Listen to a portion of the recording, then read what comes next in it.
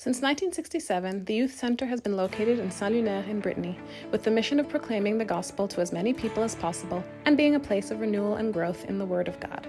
Hundreds of campers, directors, counselors, volunteer logistical teams, and many others come every year to this place that the Lord uses to transform lives. Our buildings are tools for the fulfillment of this mission. Today, our sanitary facilities have become outdated, and we need to build new ones. We also need additional accommodation.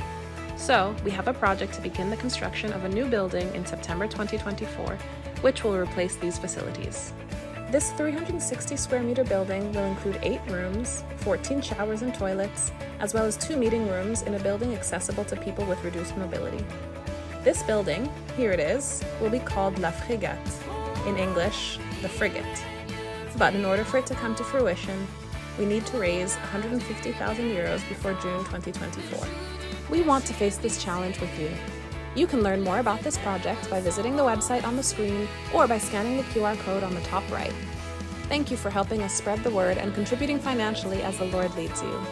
To do so, you can send your checks to the postal address of the Youth Centre or contribute online through the Hello Asso platform, accessible via the QR code or the website.